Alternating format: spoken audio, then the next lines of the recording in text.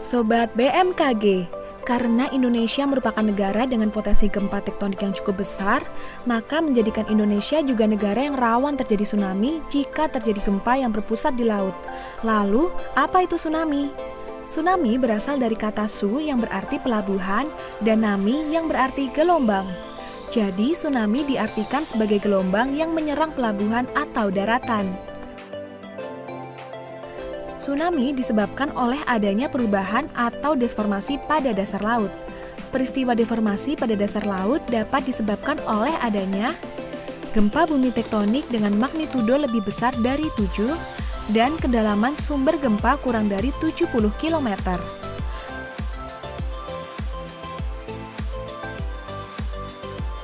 Letusan gunung berapi di dasar laut,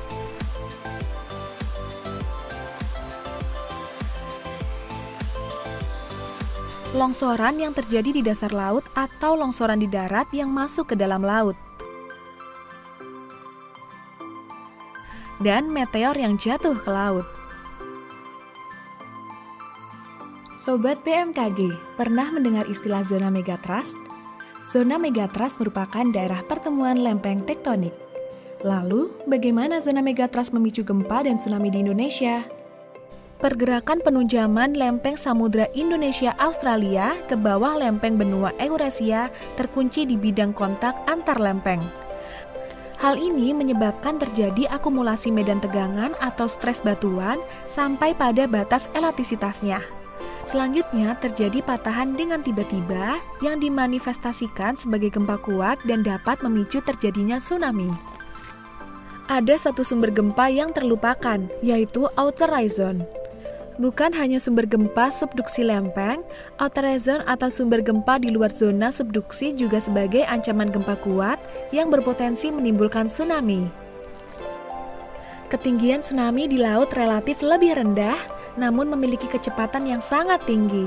Semakin mendekati daratan, tinggi gelombang tsunami akan semakin meningkat, namun kecepatannya akan semakin berkurang. Ketinggian tsunami juga dipengaruhi oleh bentuk pantai. Bentuk pantai yang terbuka akan menghasilkan gelombang tsunami yang relatif pendek. Sedangkan bentuk pantai berupa teluk akan menghasilkan gelombang tsunami relatif lebih tinggi.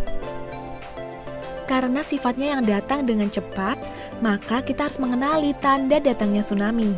Sebelum datangnya tsunami, terlebih dahulu akan terasa getaran yang kuat karena gempa bumi yang menyebabkan kita susah berdiri. Dan pada umumnya diikuti dengan surutnya permukaan air laut, serta terlihat gelombang panjang berwarna pekat di horizon sejajar permukaan air laut. Bagaimana Sobat BMKG? Sudah paham kan apa itu tsunami? Jadi tetap waspada ya ketika kita berada di daerah rawan tsunami. Yang paling penting, jangan termakan informasi yang tidak benar sumbernya ya.